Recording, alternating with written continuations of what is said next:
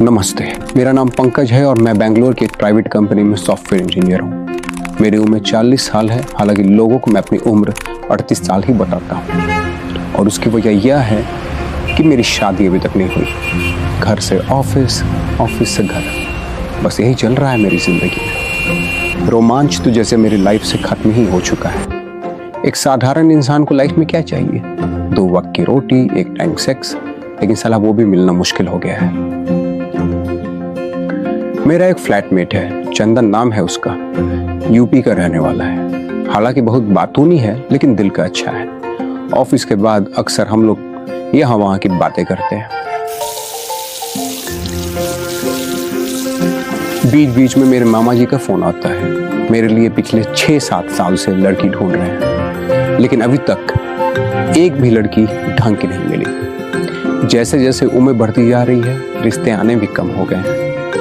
मेरी बचपन से बस एक ही ख्वाहिश थी कि मेरी बीवी सुंदर, सुशील और सेक्सी हो, लेकिन जो मुझे पसंद आती वो मुझे रिजेक्ट कर देती।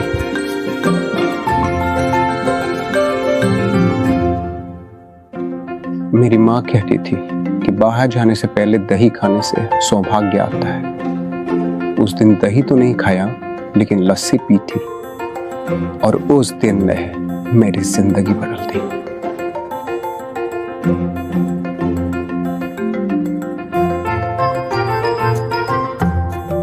पहले मुझे लगता था कि फिल्म में कुछ भी उटपटांग दिखा देते हैं। पहली नजर में सच में प्यार हो सकता है क्या? मुझे इसका जरा सा भी अंदाजा नहीं था, लेकिन उसको देखने के बाद मेरी रातों की नींद उड़ गई। नोरा नाम था उसका। मुझे उसका सुपरवाइजर बना दिया गया। मतलब यूं समझ लीजिए, बिना मांगे सब कुछ मिल रहा था। हम लोग साथ में काम करते, साथ में खाना खाते। उसने मुझे पहले फेसबुक और इंस्टाग्राम पे रिक्वेस्ट भेजा। मेरी तो रातों की नींद उड़ गई। आंख खुली हो या बंद, सिर्फ उसका ही चेहरा नजर आता था। इश्क का इज़हार मैं कैसे करूं, इश्क का इज़हार मैं कैसे करूं। इतनी खूबसूरत तू, इतनी खूबसूरत तू, कहने से डरूं। इश्क का इज़हार मैं कैसे करूं, इश्क का इज़हार मैं कैसे करूं। करती बयां अगर ये निगाहें मेरी, जान जाती तू सनम कि तू है सिर्फ मेरी, कि तू है सिर्फ मेरी।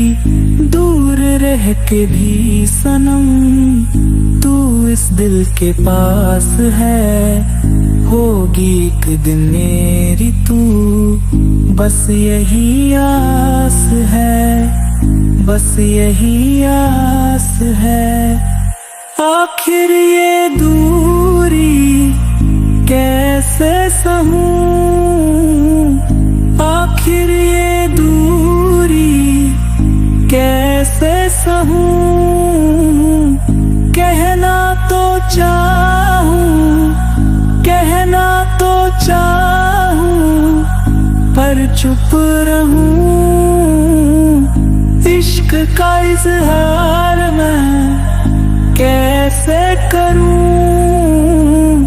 इतनी खूबसूरत तू, इतनी खूबसूरत तू, कहने से डरूं। इश्क का इज़हार मैं कैसे करूं।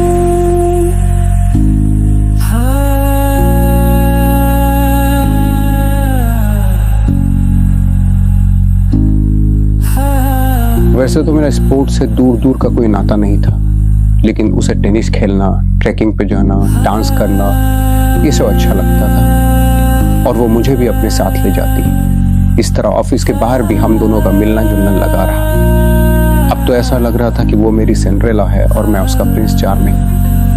वो मेरी हेलेन और मैं उसका पेरिस। वो मेरी हार्ली क्विन और मैं उसका जोकर। और एक दिन डिनर पर उसने मुझे प्रपोज कर दिया। जी हाँ, आपने सही सुना, उसने मुझे, पंकज को प्रपोज किया। मेरे बचपन का सपना सच हो गया। आखिरकार मुझे मिल ही गई सुंदर, सुशील और सेक्सी बीवी। लेकिन मेरी ये खुशी चंद दिनों की ही मेहमान थी। शादी के कुछ दिनों के बाद ही वो रात को अचानक से गायब हो जाती।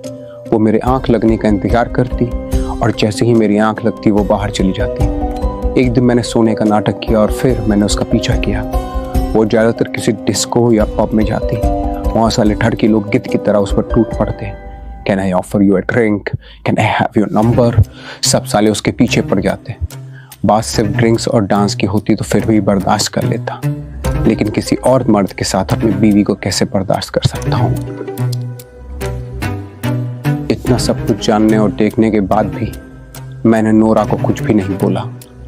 शायद मुझ में इतनी हिम्मत ही नहीं थी, या फिर शायद इस बात का डर था कि कहीं वो मुझे छोड़कर चली न जाए।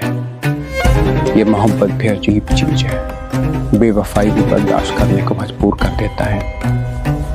इस दर्द को भुलाने के लिए मैंने शराब का सहारा लिया, लेकिन जख्म इतना गहरा था कि शराब भी उसे भर ना पाई। नोरा इस बात से अभी भी अनजान थी कि मैं उसके बारे में सब कुछ जानता हूँ। उसके अंदर जरा सा भी गिल्ट नहीं था। अब मैं ज्यादातर समय घर पर ही रहने लगा। मेरा लोगों से मिलना जुलना और भी कम हो गया। एक रात जब मैं घर पे सो रहा था तो चंदन का फोन आया। चंदन, वही मेरा पुराना रूममेट। उसने नोरा को किसी के साथ देख लिया था। हेलो भैया, हेलो। सोहो क्लब में मैंने भाभी को देखा, वो किसी लड़के के साथ थी।